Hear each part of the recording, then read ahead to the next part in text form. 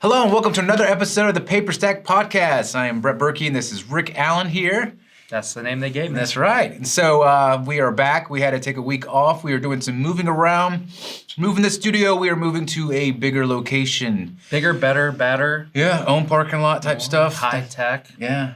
We're all Walk right in. all grown up. Yeah, some new eating places, which is going to be fun because we've eaten everything around here. So I'm looking forward to have a whole new place to eat and a whole new side of the street. And so that's what we missed last week. Sorry if you were waiting for it, but we are going to be trying to be consistent from here on out. If we hopefully we won't miss any more. But so that's pretty much that. What else is going on? It's super cold here in Florida. Oh I know. gosh. Sorry, I know everyone's for Florida. It's cold because I don't have long johns and I don't have thick socks and.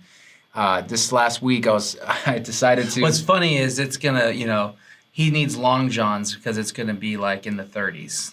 Well, I just know what long johns are, like as like long underwear or something. But yeah, I haven't. No. Yeah, no, that's exactly what they are. Yeah. So, but Thermals. Some people call them thermals. Thermals. Yeah, like an idiot. This last week, I decided, hey, it's not as hot. I'm gonna go ahead and I got one of those new smart thermostats.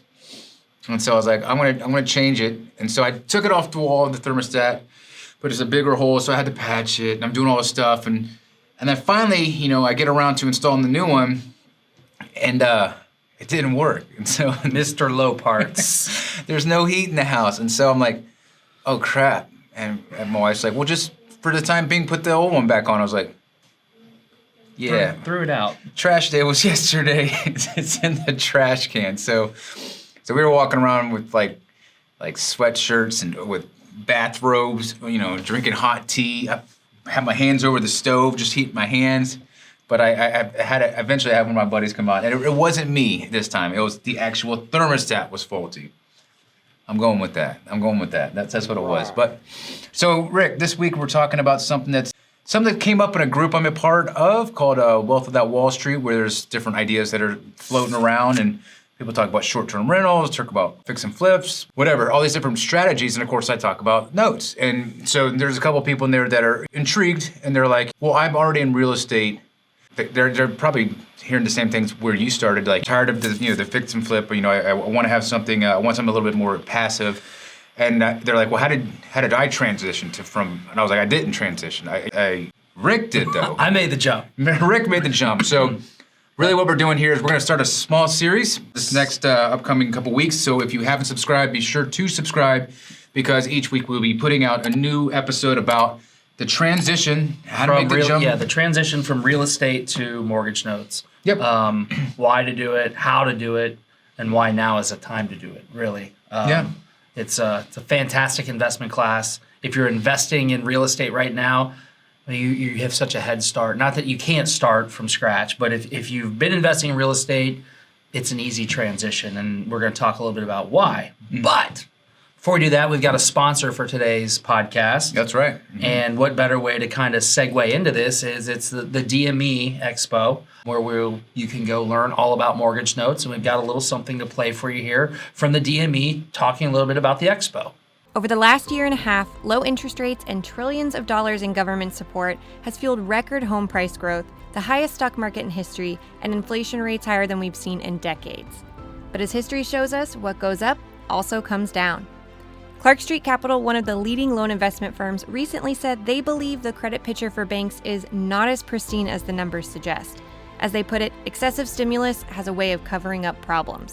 2022 is shaping up to be the year this all unfolds, which is why on March 10th and 11th, 2022, over 175 investors, private lenders, and industry experts will be meeting in St. Petersburg, Florida to network and learn at one of the top note investing conferences of the year, the Diversified Mortgage Expo, or the DME. This two-day event will have speakers like industry expert Marina Walsh, the Vice President of Analytics at the Mortgage Bankers Association, and over a dozen experienced hedge fund managers and investors who collectively have managed billions of dollars worth of mortgage notes over the last decade. Whether you invest in performing loans, non-performing loans, first or seconds, a massive opportunity is coming, and the Diversified Mortgage Expo can help you prepare to profit. To learn more about the event or register, visit diversifiedmortgageexpo.com. Again, to register or learn more about the DME, visit diversifiedmortgageexpo.com. And we're back. So, the Expo. Hope to see you there. I'll be there. Brett will be there. Be cool. Up on stage speaking about sourcing inventory with somebody from Chaz Gwynn from Revolve Capital. And I'll be at the booth handing out tote bags. So yeah, come by, get yourself a tote bag. Yeah, it's gonna be cool because I'm excited. There's a lot of people I know online that I just know online. I know their profile pic. I don't really know what they look like day to day, but I've talked to them. They're like, yeah, we're all going to Distressed Mortgage Expo, and it's in St. Pete. St. Pete, yes. Yeah. It's at the Hilton. Yeah, so it's Hilton Bayview or something like that. Yeah, so it's gonna be good. A lot of people. Good note crew.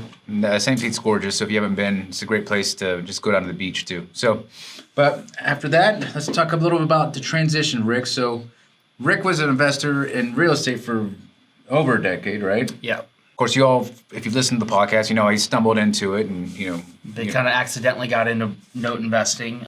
It started not accidentally doing it, but then when I really bought my first note, it was kind of by accident. Not by accident, but it was just. Took a chance. You took a gamble. Yeah, $8,000. What do they say? Luck. It's preparation and opportunity holding hands. So that's kind of what it was. I was prepared to take the swing, and an opportunity presented itself, so I did, and it worked out. Fast forward, here we are talking to you on this podcast about it. But so the interesting thing about real estate investing and how it's an easy transition to mortgage notes is it still all kind of revolves around real estate, right? Because mortgage notes, mortgage debt, it's backed by a tangible asset in real estate. And one of the biggest things you have to do in this is understand worst case scenario, I take the asset back. How do I manage the actual real estate? You have to know how to evaluate the real estate. You have to know, as far as valuations go, you have to know how to manage a rehab, estimate a rehab, understand the area, look at a house from pictures and kind of get an idea of what's going on with the house. So a lot of the everyday stuff you do as a real estate investor, it dovetails so nicely with note investing. That makes sense. Makes sense. That is interesting to know. And then you have this good groundwork that you have for real estate investing. Mm-hmm. What is the first, second layer that would be needed for note investing? I think education is it. Okay. I think educating when you're making that pivot or you're making the jump or you're adding, I don't want to say pivot or jump because as a note investor, you're still always a real estate investor, right? It's just another opportunity. You don't say, well, I just invest in Apple stock. Maybe you do, but most people invest in the stock market. They're diversified. They invest in the stock market. They do some real estate. Mm-hmm. Maybe they're doing some Bitcoin or some some cryptocurrency stuff along those lines. So adding notes to it is not saying I'm never investing in real estate again. It's saying, well, I'm adding the ability to invest in notes. And the first thing you want to do is you want to make sure you're educated on that. And that's, whether that be, the Paper Stack Academy, whether that be doing something, with events like huge. You can learn so much from events and you can learn so much from just being around people in the note space. I mean, how much have you learned? You haven't had formal education about notes. No. I mean, I've learned a lot just by, seeing what people say in Facebook groups and just being a part of that. And everyone's pretty, giving with their knowledge. By knowing me. Yeah, but duh. Yeah, well, I mean, I ask all the questions, so I get the, ask. Yeah. Yeah, no, but just being around people, talking with people at the events, you hear different stuff, and you should always be learning. So education is number one. So that is, you should educate yourself for doing it. But yeah, also the really cool thing is that if you are in real estate, the idea of how you evaluate a note always usually pulls back to value, right? You're always planning for the worst, and as a real estate agent or an investor, how to understand the value of the house, what it's going to be for rehabs, with the ARVs and all those things like that. What's the loan to value? What's your investment to value? The ARV, after repair value, all those things. After repair value doesn't really. That always raises a red flag because I think wholesaler. They talk about ARV, but it's something you calculate in there for sure. Mm-hmm. If you're looking at a house and you say, okay, what is this house worth right now in its current condition? What is it if I did quick sale it? And what is it if I put a bunch of money into it and fix it up? Because you'll hear some people say, well, after repair value doesn't matter for notes. It does matter for notes if you have to take the house back. Right. Because you want to know what's the house worth.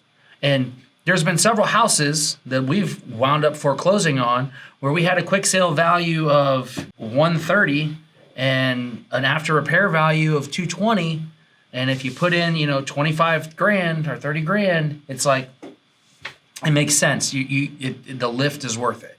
Now, sometimes the lift isn't worth it, but that's why you want to, having that real estate background is so valuable because you're used to those numbers. You're used to looking at something and saying, is this a paint and carpet deal or is this a whole new kitchen, new bathroom? We're going to do that. And you can have that experience of running multiple different rehab scenarios. Because I'll tell you this, paint and carpet is much easier and quicker than opening up walls. Once you start opening up walls, you like to say that. Shit hits the fan. Yeah, no, that's interesting. So yeah, throughout this series, we're gonna want to keep these short and concise. But short and sweet. We're gonna talk about them. Yeah, we're gonna try to just go like 10 minutes in each video. So the first one is just showing you what else you need to know. So in the next couple videos, we're gonna talk about what are the next layers of due diligence that you probably would need to know. Yep. So you understand how to run values. You understand how to do if you need to repair whatever, what it's gonna be worth as a real estate investor. In our next episode, we're gonna talk about the things you need to know as due diligence on the borrower. Running due diligence on the borrower. So there's definitely a lot we're going to cover in the next episode, and especially like why now. Why now? That's important. Why now? The next episode, I'm going to tell you why now is the time to start investing or to make that transition. And believe me, it is. It's a global thing that's coming right now. So you want to have this bullet in your gun. That's right. But yeah, so we're gonna leave it here. If you have not subscribed and you've just first time seeing this or hearing it, please subscribe because you don't want to miss this series. And we look forward to seeing you next week. Stay warm out there, and we'll talk to you soon. See ya. See ya.